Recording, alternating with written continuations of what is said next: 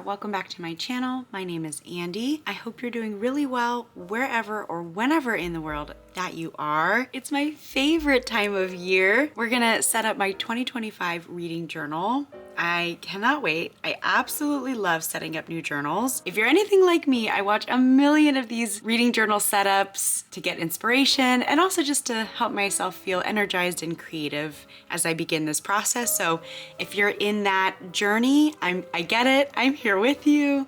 So I hope you find some inspiration as you're thinking about creating your reading journal for 2025. I think that's all the introduction. So without further ado, let's begin. I first want to introduce some of the materials that I'm going to use. This is an Archer and Olive notebook. I'm going to be honest, I went through a real phase maybe 3 or 4 years ago and I bought a whole bunch of these. So I genuinely don't even know if this is still in stock or even available, but it's this really pretty kind of rose pink with a gold, I don't know, foil flower detail. I love the Archer and Olive A5 size journals. I love the, 160 GSM paper, whatever. I like that it's thick. I use a lot of markers and collage materials, and so I love that there's never any bleeding through the pages. So this is the journal. I was really inspired by this washi tape. I don't know where it's from. My guess would maybe be the washi tape shop, but I'm not 100% sure. I just thought these like really complemented each other really well. I've got a couple of accent ones, just some like square construction brown paper, and then a classic like the cursive lettering. I also think this might be from the washi tape shop. I think the only marker I'm gonna use is my, can it focus? Sorry if it's a little blurry, is my Tombow dual brush pen. This is in color 942. It's just a really nice neutral light brown. And then of course I've got my little micron pigment, oh these are Unipin, but whatever, my little fine liner pens. I'm probably gonna use 0.05, 0.1, and 0.3 as like my primary nibs. So those are generally speaking all the materials that I'm gonna be using. I like to keep these beginning of year spreads really simple because I do use them, so I don't want them to be too cluttered. I like them to, really work for me. And I think that's all. Let's just jump in. I'm gonna put myself on fast speed, mute. I may do some voiceover like as I'm creating. It might be a long one. I truly don't know. So if you're with me, if you're journaling with me, grab a snack, your favorite beverage, and let's begin. Okie dokie. We are starting with our title page, cover page, name page. I don't know what you'd call this. The page that begins the journal. I was just simply going to write my name, except for I hated the way it looked. Of course, it looks fine on camera, but up close, my handwriting didn't look very smooth. So I decided to start over. I used my classic handwriting / hand lettering trick where you kind of like trace the word or phrase or sentence onto another sheet of paper. So here we go, adding some of my washi tapes. I always like to do a little motif at the beginning of my journals that kind of highlights my beginning of year spreads, like the theme, the general aesthetic. It's not always perfect, but I like it to kind of represent these early setup spreads, at least capture the general vibe.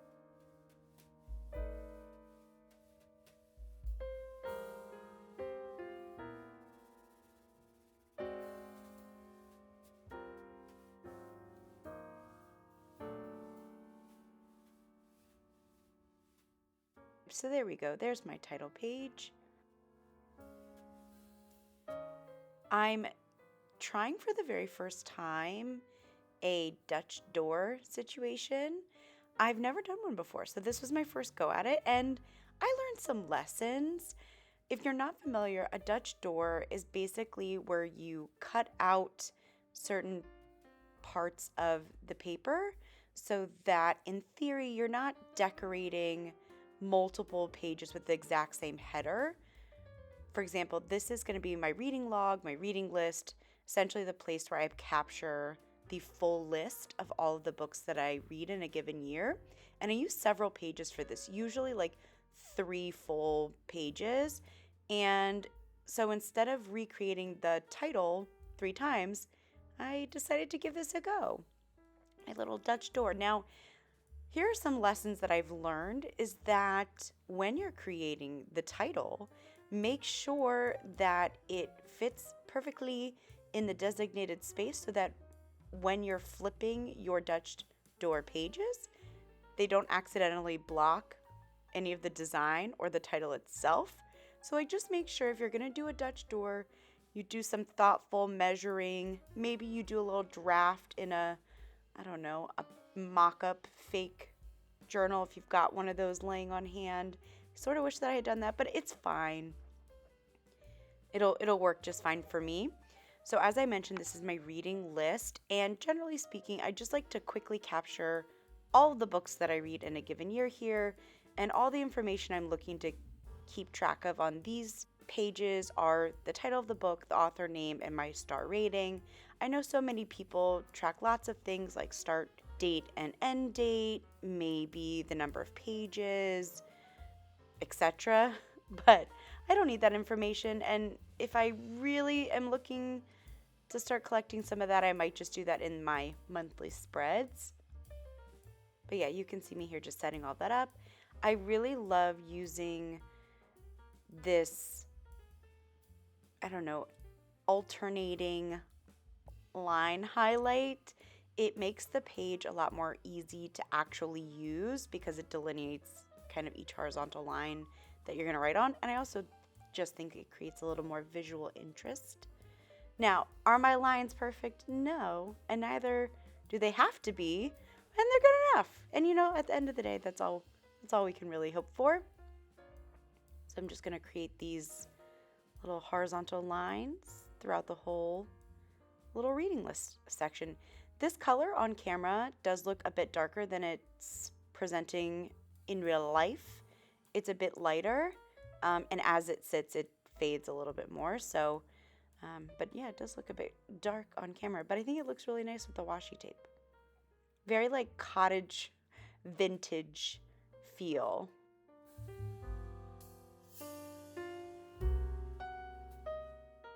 It is weirdly satisfying watching this back. There's just so many lines. It does take quite a bit of practice to get the hang of it, and I'm by no means perfect or even all that good at it. But it's a fun thing to do, and it looks nice in the end. So there you go. There's my reading list.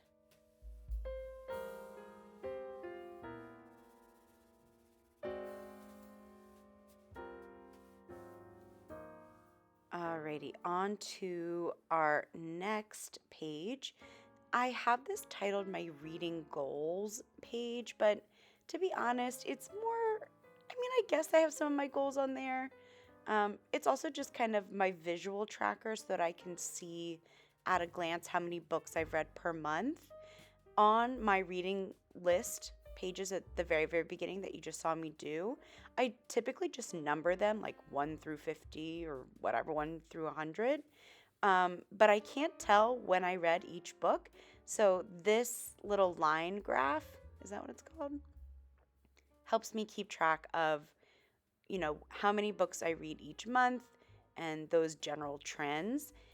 And because I needed to fill up the page, I also added some goals. I used this exact same layout in my 2024 reading journal, and I really liked it. It worked for me. I liked the way it looked. It's like kind of simple, but got the job done. Added a few more lines just in case I'm really ambitious some months and read a butt ton of books. Sometimes you get caught up reading like a manga series or, one of those like easy breezy series where there's like 40 gazillion episodes or whatever. And I might read that many books in a given month. Now, did I do that at all in 2024? No. I never used that entire 2-page spread of little boxes, but who knows? Maybe 1 month in 2025, I will.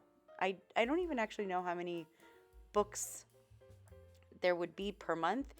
If it's not obvious, each box is like one book. You'll just have to count how many are on screen. I genuinely don't know. When I'm setting up these beginning of year spreads, I like using kind of the same pattern, title header, motif, whatever you want to call it, because I think it makes my journal feel really cohesive even as the templates of the spreads change.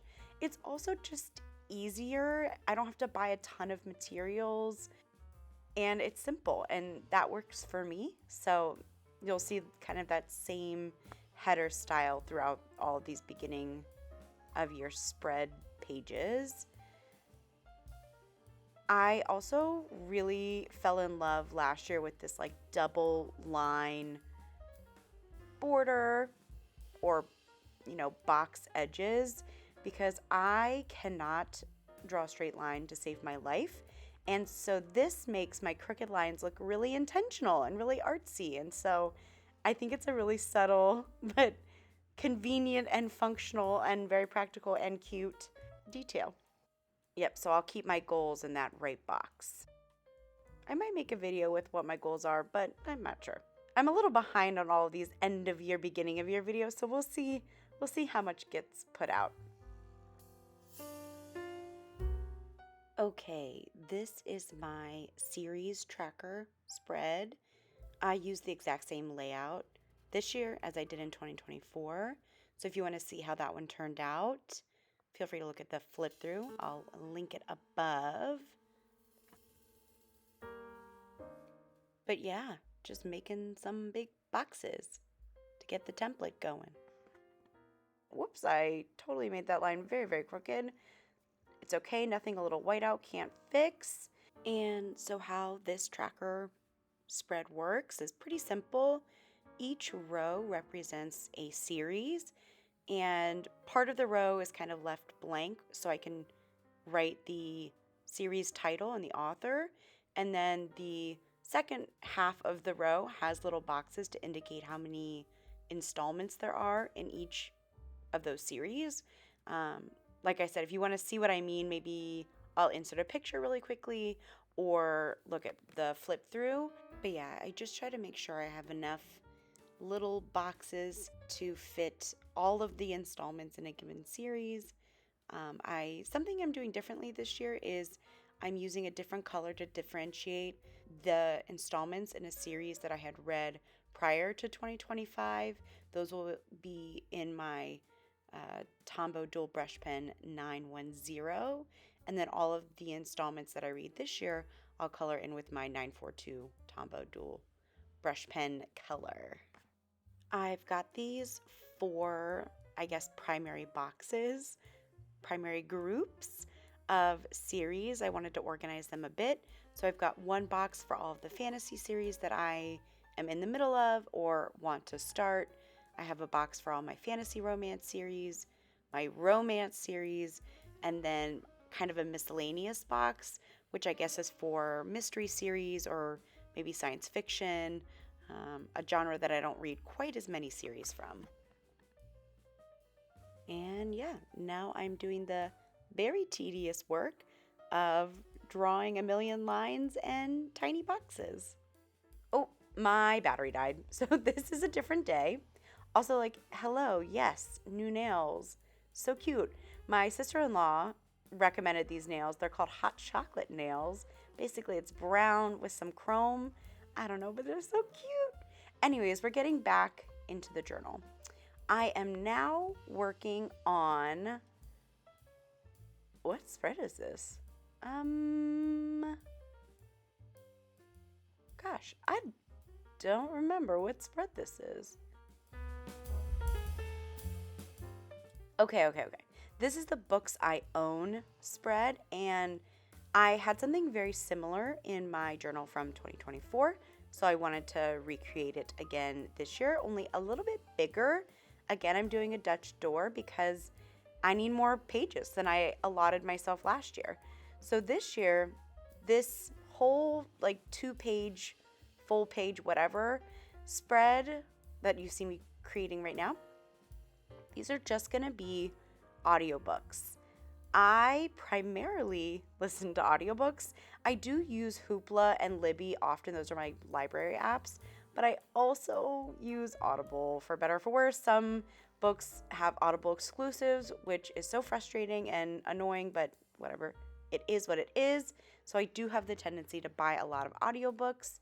So this whole spread will just be the list of all the audiobooks that I have currently that I have not yet read. Just watch me do my little hand lettering hack again, where I trace a professional handwriting font that I got from Canva into my journal because I have terrible handwriting. So this is my little hack. Again, I love these lines. They're so satisfying. Now, I don't know if I'll buy this many audiobooks, but we shall see.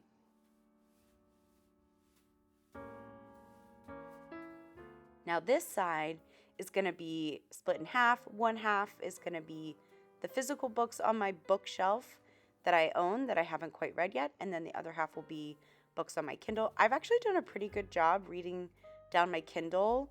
It's not quite down to 0, but it's pretty darn close. That was one of my reading goals from 2024, and I've done pretty well.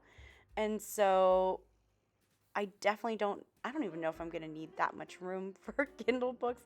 Maybe physical books, because I do really like buying physical books, especially if I'm in a city and I find a small or indie bookshop. It's always fun to shop there. Now, Kindle, I don't buy often. I really only use my Kindle if the book is like not available on audio. Then I'll buy the Kindle because I'm like, oh, this is the only way I can consume this story. Fine. Sometimes I'll get stuff on KU, but not very often. Yeah, and for these spreads, I will literally just list the book on the left-hand side, and then on the right-hand side, I'll put in a star rating.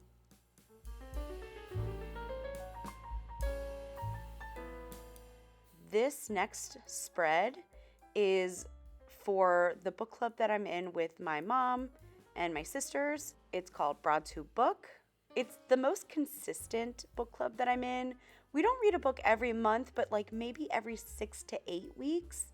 So I'm hoping this will be enough. I'm gonna put in 9 boxes for where I'll put a cover of the book and a rating just beneath it. I had a similar spread in my 2024 journal. It was a little bigger and I didn't need all of the boxes, so that's why I condensed it a bit for 2025. Again, I'm doing these like messy double border lines, which I really like.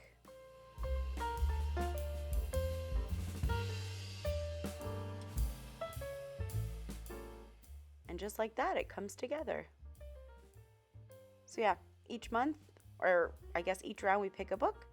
I'll paste it in there and put my star rating.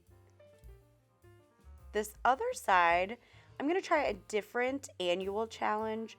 In 2024, I did the Buzzwordathon and I created a bingo board for myself. Both very fun. And I did get bingo. I did manage to get like at least 1 or 2 lines of bingo, but the Buzzwordathon I kind of forgot about depending on the month. So I'm going to try something new. This is a classic, the A to Z reading challenge, where you're just trying to read books that have that start with A through Z. I'm just realizing now that my A and my Z are not spaced out perfectly on that piece of paper. I may go back and fix that, but I also probably won't, because who really cares?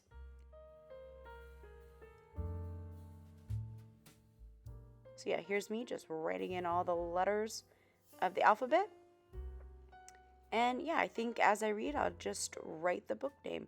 I originally wanted to do something a little bit bigger and include the book covers, but I'm doing that on the other side, so I didn't want it to feel like too much. So there you go. That's it.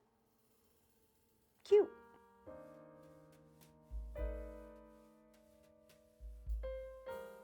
Now we're going to do my favorites of the year spread. I do this every single year where I have 12 relatively big boxes, one designated to each month, and I'll put the book cover pictures of any of my favorites that I came across in a given month. Some months I have one favorite that absolutely reigns supreme, and then other months I read a whole series that I loved, or there were two books from very different genres that I loved. So really, I'm very flexible. It's just a fun way at a glance for me to kind of reminisce and ooh and ah about all my favorite books from the year. Just going to create, again, that same little title.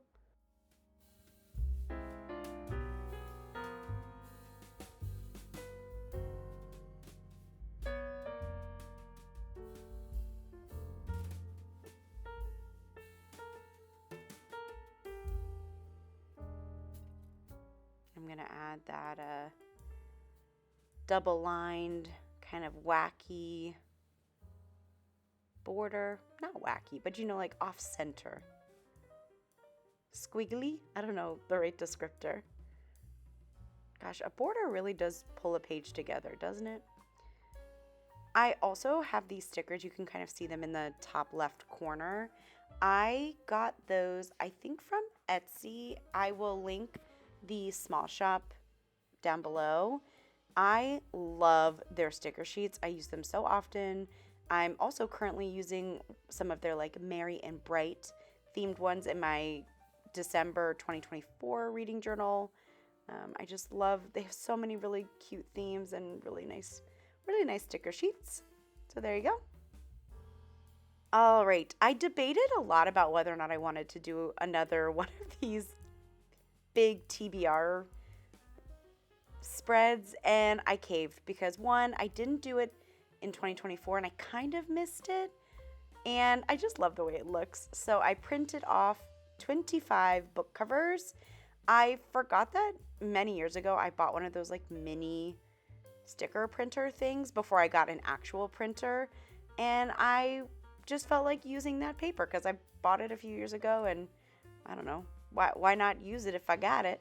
And so I printed out 25 book covers of books that I want to read in 2025. I saw a few booktubers do this where they had 5 groups. So they were picking 5 new releases in 2025 that they wanted to read, 5 sequels in 2025 that they wanted to read, 5 TBR vets that they wanted to read, etc. And so I sort of did the same thing.